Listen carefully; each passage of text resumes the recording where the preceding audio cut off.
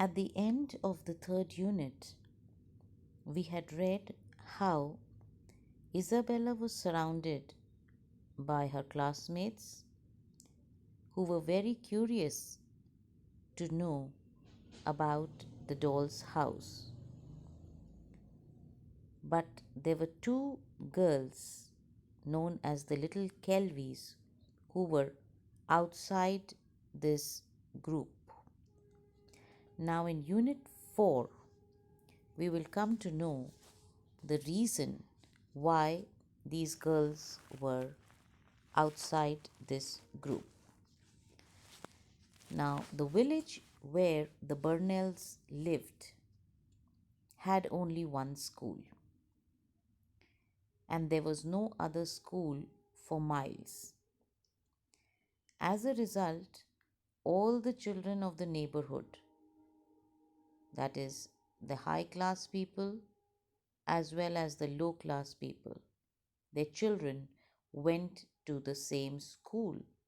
The judges' girls, the doctor's daughters, the storekeeper's children, the milkman's children, they were all forced to mix together as there was no other school. But a line had to be drawn somewhere, and this line the author talks about is the line of class distinction, and it was drawn at the Kelvies.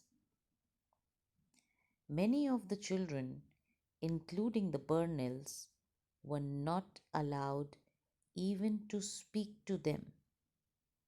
They would walk past these Kelvy girls with their heads in the air.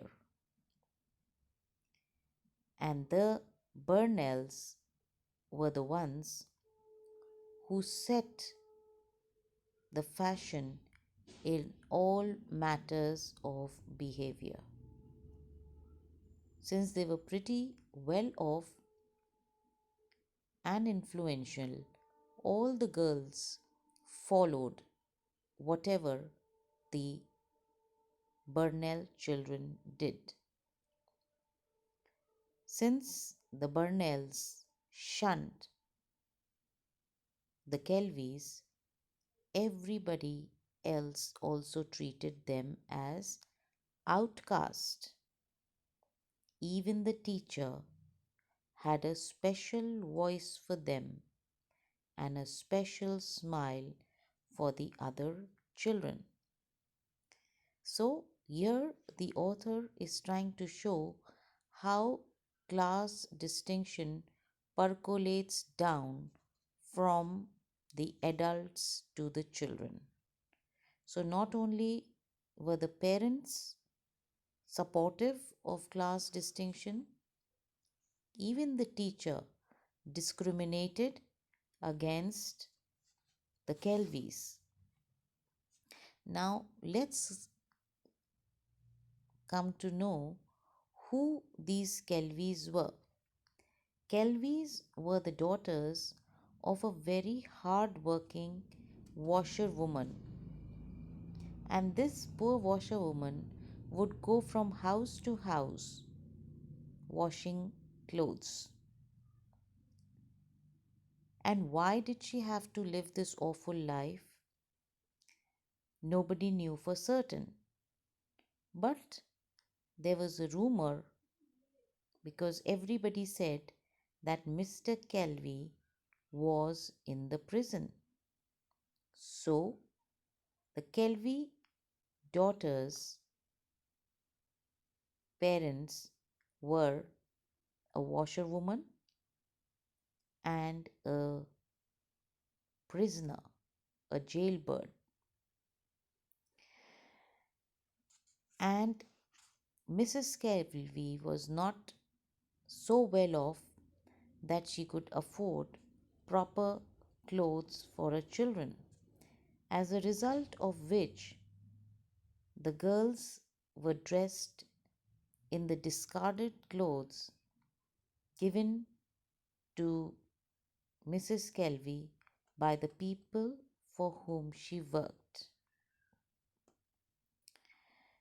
Now, a little bit about the description of the appearance of these Kelvy girls. Now, the elder of the Kelvy girls was Lil. She was stout, a plain child who had freckles, and the younger one was Else, Else. She was very tiny, she had cropped hair, and she had big, serious eyes. She hardly ever spoke, and no one had ever seen her smile. She was the shadow of her elder sister. So wherever Lil went, Else would take a piece of her skirt in her hand or whatever dress she was wearing and follow her around. In the playground, on the road, going to school, coming back from school, Lil was marching in front and Else would be holding on behind. Only when Else wanted something from her sister that she would give a tug to Lil's skirt and then Lil would stop, turn around. So there was a perfect understanding between the two sisters. Now, at this point of time, after I've given you a little bit of the background of this class distinction and the background of the Kelvies, we come back to the story. We left off where Isabel was proudly telling her group of friends about the doll's house, about the carpet, the bed sheets, the beds, the stove, the oven. So she was describing everything excitedly to her group of friends. And Keziah, the younger sister, broke in and told her that she had forgotten to mention about the lamb, since Keziah was very impressed by it.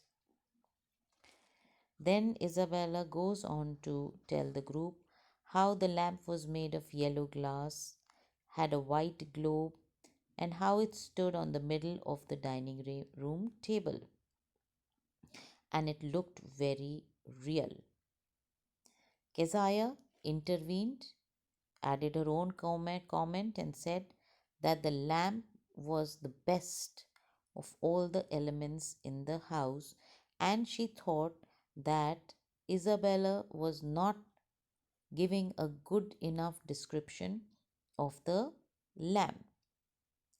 But Isabella was not paying attention and she was busy trying to choose the two girls who would come back with them to the house that afternoon. And from her group of friends, she chose two girls, Emmy Cole and Lena Logan. But when the others were told that they would all have a chance to look at the house, all of them were happy and they tried to put their arms around Isabella and whispered to her how Isabella was their friend. We'll continue the next time.